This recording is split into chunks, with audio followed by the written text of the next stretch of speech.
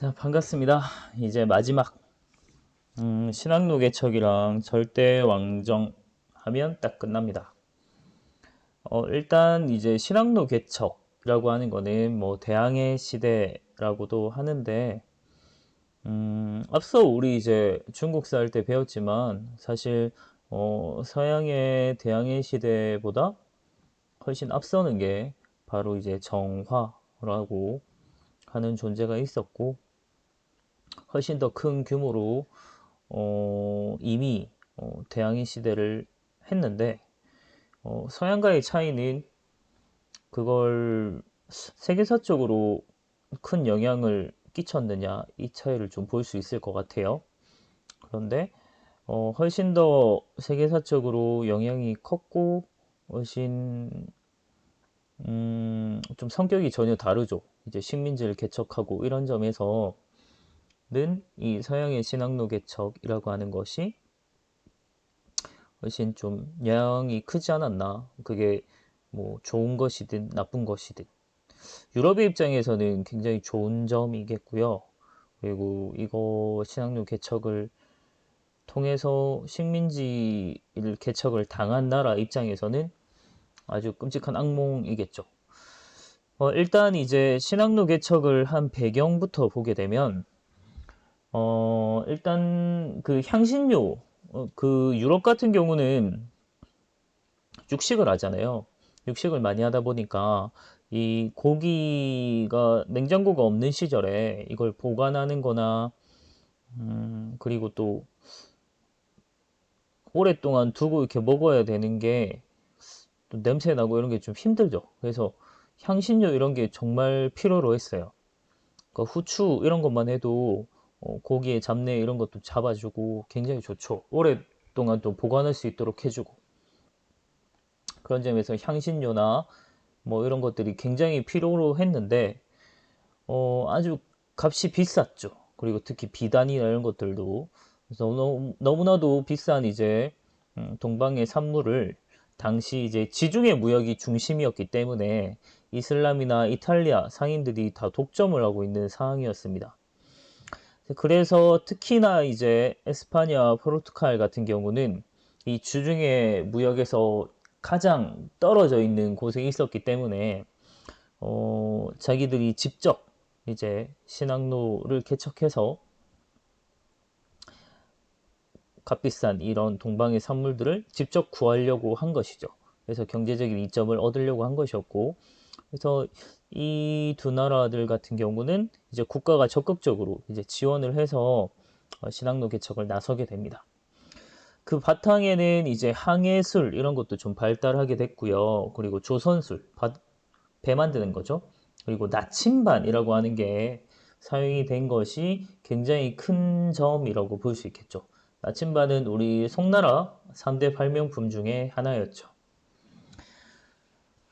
그래서 우리 책에 막 보면 막 나옵니다. 이름 많이 들어봤죠. 뭐 콜럼버스, 그리고 뭐 바스코다가마, 뭐 마젤란 이런 사람들이 있는데 콜럼버스는 자기가 죽을 때까지 인도 발견한 줄 알고 그래서 서인도 제도라고 이름 붙여졌죠. 그리고 마젤란 같은 경우가 좀 최초로 이제 세계 일주를 완성했다 정도 좀 받을 수 있겠는데요. 특히 이제 포르투갈 같은 경우가 아프리카의 남쪽에 처음 도달한 것이 1488년쯤 되더라고요. 이게 이제 조선으로 치면은 성종 때가 해당이 되는 거죠. 그래서 우리 조선 초기쯤으로 볼 수 있는데 그때의 얘들은 이미 신학로 개척을 하고 있었다라고 생각을 하면 좀 매치가 잘 안 되는 것 같아요. 자, 신학로 개척의 결과 한번 보겠습니다. 새로운 작물들이 유입됩니다. 그래서 동방의 향신료, 이게 처음 목표였죠? 그래서 후추, 블랙골드라고 불렸던 후추나 갖가지 향신료들, 그리고 비단, 그리고 면직물, 또 아메리카에서 새로운 작물들이 많이 들어옵니다. 뭐 설탕, 그리고 담배, 감자, 옥수수. 감자 옥수수는 요 유럽에서 식생활에 있어서 굉장히 중요한 역할을 하게 됩니다. 음, 구황작물이잖아요. 감자 이런 것들이. 그래서 어느 척박한 곳에서도 되게 잘 자라고, 그래서 감자라고 하는 게 굉장히 중요한 역할을 했고요. 유럽의 식생활에서. 그래서 생활이 훨씬 풍요로워지고 경제적으로 비약적인 발전을 하는 시기이기도 합니다. 하지만 아메리카에서 금이나 은 이런 것들이 아주 대량으로 유입이 되거든요. 그러면서 물가가 이제 폭등하게 되는, 그래서 가격 혁명이라고 하는 것들이 일어나기도 합니다. 사실 이 유럽이 풍요로워졌다라고 얘기하고 경제가 엄청나게 발전했다고 하지만 이 이익을 얻은 것은 일반적으로 상인이나 이런 무역에 종사하는 사람들이지 일반적인 평민들이 뭔가 이익을 얻진 않았겠죠. 그래서 오히려 물가 폭등이 되고 막 가격 혁명 이런 게 일어나면서 오히려 일반 사람들은 더 힘들지 않았을까 이런 생각이 들고요. 그리고 한 가지 좀 중요한 거는 유럽의 무역 중심지가 원래는 지중해였는데 이제는 대서양으로 옮겨가게 됩니다. 그리고 이게 사실 그 지중해가 우리 앞서 봤지만 배경에서 이슬람 애들이 사실 독점하고 있었기 때문에 이슬람 애들이 지중해를 딱 잡고 장악하고 있었기 때문에 유럽이 이렇게 돌아갈 수밖에 없었던 그런 걸또 한번 생각을 해야 돼요. 그래서 유럽의 무역 중심지가 이동을 했고 유럽의 상공업, 뭐 금융업 이런 것들이 획기적으로 발달하게 되면서 주식회사라고 하는 게 이때 벌써 생겨나요. 그래서 근대적인 기업도 막 출현하고요. 유럽의 자본주의 발달의 발판을 좀 마련하게 되는 거죠. 유럽은 이때부터 이제 여러 필요한 발달할 수 있는 중요한 자본금을 갖게 된 것이고 그걸 바탕으로 나중에 산업혁명도 하고 하면서 이 이후로 이제 완전히 아시아와 유럽이 상황이 뒤바뀌게 되는 상황이 나타나는 거죠. 그 이전까지는 아시아가 원래 훨씬 더 잘 살았습니다. 역사적 의의로 본다면 동서양의 만남 그리고 문명의 교류가 확대됐다. 이건 너무나도 좋게 생각하는 것이고요. 실제로는 요 유럽에 이제 많은 애들이 식민지, 아프리카나 아메리카 이런 데서 식민지를 개척하게 되면서 아시아도 마찬가지고요. 그래서 플랜테이션 막 농업이라고 하는 걸 시작하게 되죠. 그러면서 원주민의 노동력을 뭐 아주 그냥 혹사하는 문제가 생겨나기도 하고요. 자신들의 이익을 위해서 이 아시아 아메리카의 자연환경을 파괴한다든지 문명을 파괴한다든지 이런 것들이 막 엄청난 학살을 자행하기도 했고요. 학살도 학살이지만 유럽에서 많은 병균이나 이런 것들을 요 아메리카나 아프리카 이런 데 옮기게 되면서 많은 사람들이 이제 죽기도 해요. 그래서 그런 부분도 시향로 개척을 유럽의 입장에서는 자기들은 엄청난 발전의 토대가 된 걸로 볼 수 있겠지만 아시아, 아메리카, 뭐 아프리카의 입장에서는 아주 고통의 순간이었던 것이죠.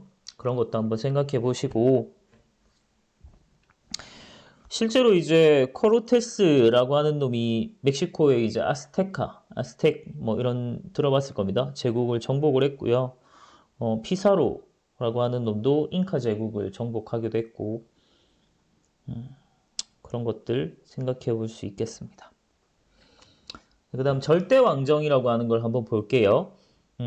우리가 이제 그 종교개혁이나 그리고 십자군 전쟁의 결과 이런 것도 쭉 같이 이제 흐름대로 이어서 봐야 돼요.